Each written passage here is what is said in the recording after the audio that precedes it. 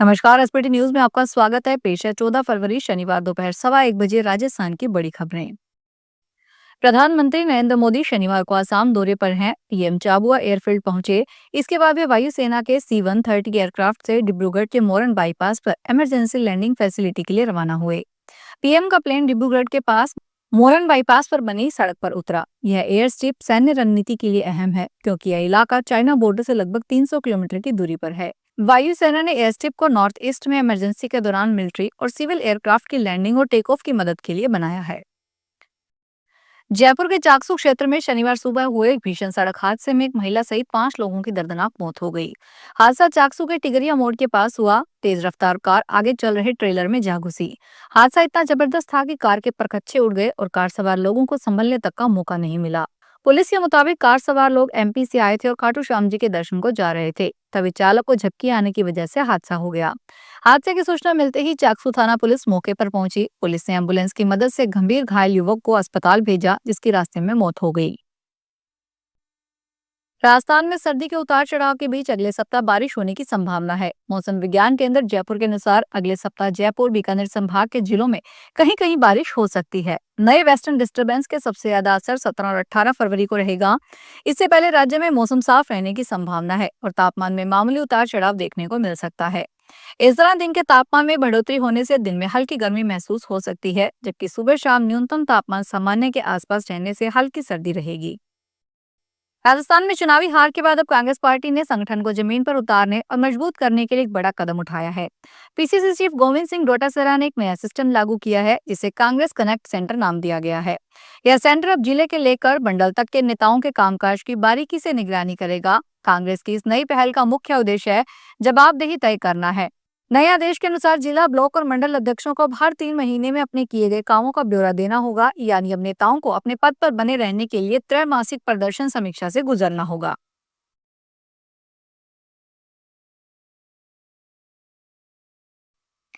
भीलवाड़ा जिले में अवैध खनन, परिवहन और गार्नेट के खिलाफ पुलिस की कार्रवाई जारी है। इसी क्रम में कोटली थाना क्षेत्र के सांगरिया खेड़ा गांव में अवैध गार्नेट फैक्ट्री पर दबिश दी गई। कार्रवाई के दौरान पुलिस ने मशीनें और वाहन जब्त किए, जबकि एक युवक को हिरासत में ले लिया। पुलिस को अवैध गार्नेट के संचालन की शिकायत मिली थी। इसके बाद टीम ने कोटली थाना क्षेत्र के सांगरिया खेड़ा गाँव में दबिश दी। मौके पर अवैध रूप से गार्नेट से जुड़ा काम किया जा रहा था। राजस्थान में निचले स्तर पर बने हेल्थ इंस्टीट्यूशन में स्थिति विकट है। इन सेंटर्स पर न तो पर्याप्त फैकल्टी है और न ही पर्याप्त मात्रा में दवाइयाँ। हाल ही में हेल्थ डिपार्टमेंट की टीमों ने इन सेंटर्स का रैंडम सर्वे किया तो इसमें चौंकाने वाला खुलासा हुआ। इन सेंटर्स में से 64% तो एम्बुलेंस ही नहीं है। वहीं स्वच्छता के मामले में भी 9% की स्थिति खराब मिली। यह survey zonal joint director, CMHO, deputy CMHO, PMO, block CMHO और मेडिकल ऑफिसर इंचार्ज समेत 500 से ज्यादा सदस्यों की टीम से किया गया। झुंझुनू जिले के मुकुंदगढ़ थाना इलाके में डिगाल गांव में तंत्र मंत्र और पूजा पाठ का झांसा देकर ठगी करने का मामला सामने आया है। घर में बरकत और संकट डालने की बात कहकर 2 महिलाएं एक घर में कुर्सी और अकेली महिला से सोने की चैन में झुमके उतरवा कर लेकर चली गई। घटना के बाद पीड़िता ने तुरंत पुलिस को सूचना दी और अब CCTV फुटेज के आधार पर जांच की जा रही है। घटना नुआ रोड स्थित ओम प्रकाश मेघवाल के घर की है। उस समय घर पर उनकी पत्नी बबीता अकेली थी। इसी दौरान 2 महिलाएं घर में आई और बातचीत के दौरान यह कहने लगी कि घर पर संकट आने वाला है। उन्होंने पूजा पाठ और टोटका करने से परेशानी दूर होने का दावा किया। पाली में बच्चों के बीच हुई कहासुनी ने देखते ही देखते बड़ा रूप ले लिया। विवाद इतना बढ़ गया कि दोनों परिवार आमने सामने आ गए और लाठी सरियों से हमला हो गया।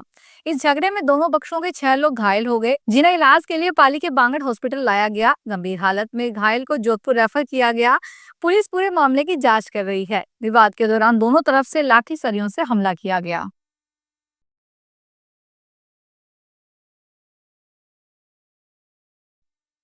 भरतपुर में घर के बाहर बने बाथरूम में गई नाबालिग का कुछ लोगों ने जबरन अपहरण कर लिया। परिजनों के विरोध में बावजूद आरोपी धमकाते हुए से गाड़ी में डालकर ले गए। मामले में पुलिस ने FIR दर्ज करके जांच शुरू कर दी और लोकेशन के आधार पर हरियाणा से नाबालिग को बरामद कर लिया। एक युवक को भी हिरासत में लिया गया है, जिससे पूछताछ की जा रही है। पुलिस के अनुसार घटना 4 फरवरी की शाम करीब 8:30 बजे की है। नाबालिग घर के बाहर बने बाथरूम में गई थी। उसी दौरान कुछ लोग गाड़ी लेकर वहां पहुंचे और उसका मुंह दबाकर जबरन गाड़ी में डालने लगे। राजस्थान के सरकारी स्कूलों में पढ़ने वाले लाखों बच्चों की जान भगवान भरोसे है। झालावाड़ स्कूल हादसे के बाद शिक्षा विभाग ने भले ही पूरे प्रदेश में जर्जर स्कूलों का सर्वे करवा कर अपनी जिम्मेदारी की इतिश्री कर ली हो, लेकिन जमीनी हकीकत बेहद डरावनी है। सर्वे में सामने आया है कि प्रदेश में 5,667 स्कूल पूरी तरह असुरक्षित है और भवन का उपयोग करना खतरनाक है। इन खतरनाक स्कूलों की मरम्मत के लिए विभाग ने 20,000 करोड़ का प्रस्ताव भेजा था, लेकिन राज्य सरकार ने बजट में ऊंट के मुंह में जीरा देते हुए मात्र 500 करोड़ रुपए आवंटित किए हैं। जैसलमेर में नीति आयोग के महत्वाकांक्षी ब्लॉक कार्यक्रम के तहत फतेहगढ़ ब्लॉक में संपूर्णता अभियान 2.0 का शुभारंभ किया गया। पीएम श्री उच्च माध्यमिक विद्यालय में रैली को हरी झंडी दिखाकर इस अभियान का आगाज हुआ। सहायक सांख्यिकी अधिकारी मोहित कुमार ने बताया कि हाल ही में अंतर्राष्ट्रीय महिला एवं बालिका दिवस के अवसर पर कई कार्यक्रम आयोजित किए गए। इनमें आकांक्षा स्टॉल, पोषाहार स्टॉल और हेल्थ कैंप शामिल थे।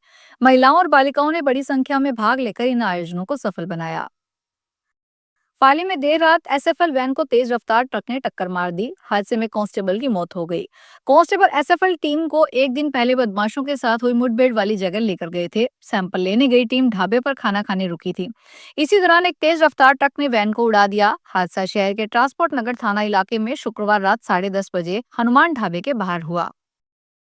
फिलहाल इस बुलेटिन में इतना ही, फिर हाजिर होंगे बड़ी खबरों के साथ।